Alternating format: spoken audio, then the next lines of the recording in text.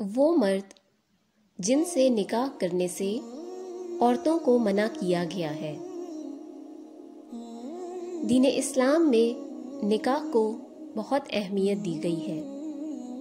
ہمارے نبی صلی اللہ علیہ وسلم نے نکاح کو اپنی سنت قرار دیا ہے۔ ایک موقع پر آپ نے فرمایا، النکاح من سنتی، کہ نکاح کرنا میری سنت ہے۔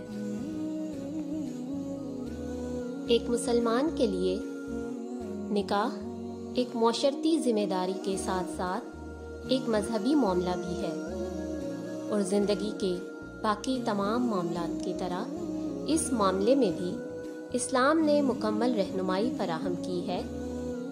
نکاح جیسے اہم معاملے پر ان تعلیمات کو ذہن میں رکھنا انتہائی ضروری ہے۔ اسلام نے عورتوں کو 7 طرح کے مردوں سے نکاح کرنے سے منع کیا ہے، اور ان کی اقسام یہ ہیں۔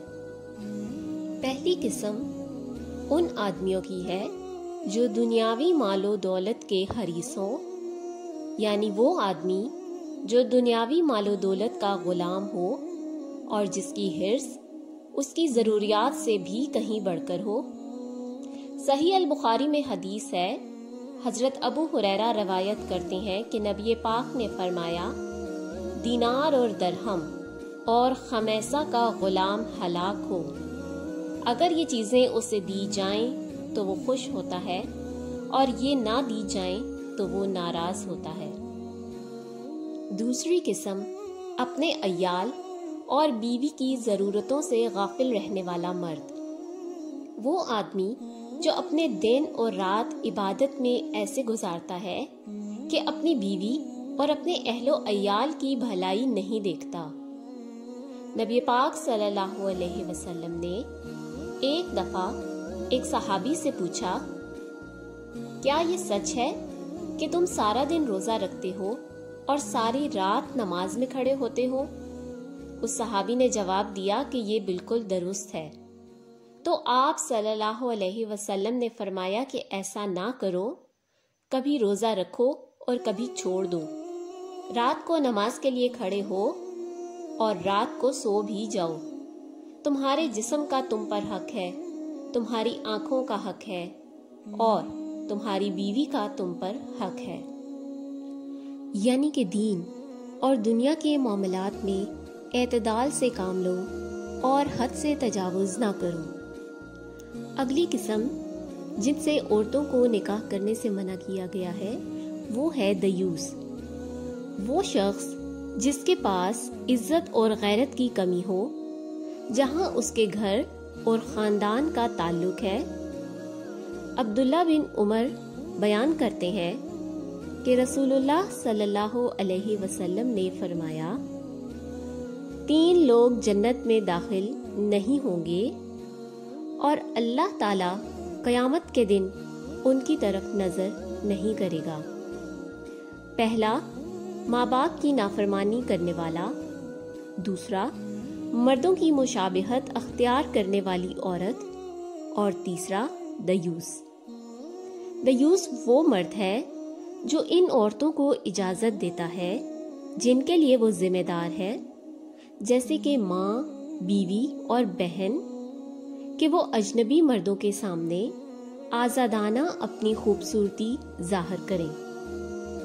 اگلی قسم ہے بخیل کی، یعنی کہ وہ شخص جو بخل سے کام لیتا ہے اور اپنی بیوی کو اللہ کے دیے ہوئے مال میں سے اس کی جائز ضروریات کے لیے سامان ضرورت مہیا نہیں کرتا۔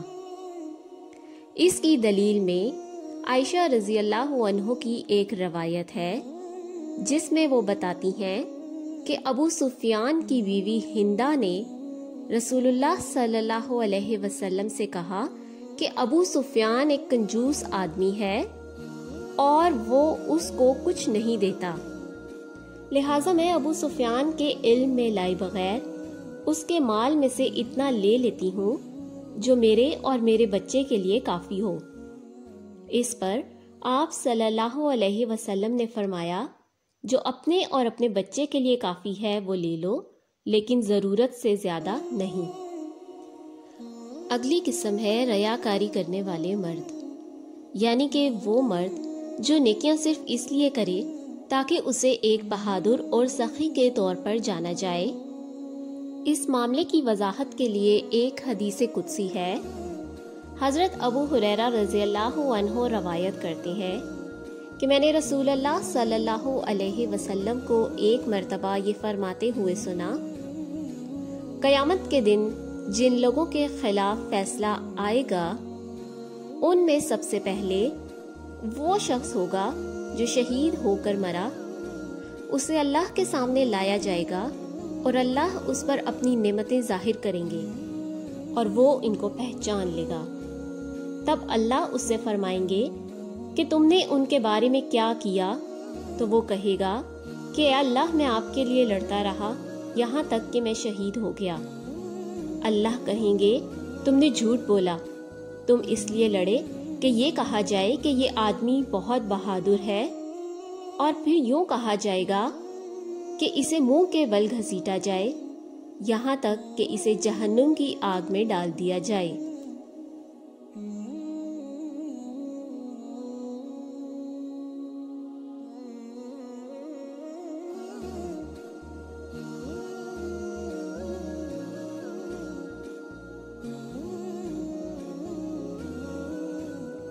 اگلی قسم ہے بدتمیز اور بے حیا مرد، یعنی کہ وہ آدمی جو بدتمیز ہو اور جس کے انداز اور گفتگو میں حیا نہ ہو۔ ایسے آدمی سے عورتوں کو نکاح کرنے سے منع کیا گیا ہے۔ نبی پاک صلی اللہ علیہ وسلم نے فرمایا، حیا ایمان میں سے ہے اور ایمان جنت میں ہے، بے حیائی آگ میں ہے۔ اگلی قسم جس سے عورتوں کو نکاح کرنے سے منع کیا گیا ہے وہ ہے حق زوجیت ادا کرنے کے قابل نہ ہونے والا مرد۔ ایسا مرد جو حق زوجیت ادا کرنے کے قابل نہ ہو، عورتوں کو اس سے نکاح کرنے سے منع کیا گیا ہے، اور اگر کسی عورت کا نکاح کسی ایسے مرد سے ہو جائے تو قاضی کو حکم دیا گیا ہے کہ عورت کو اس آدمی سے فوراً الگ کر دیا جائے۔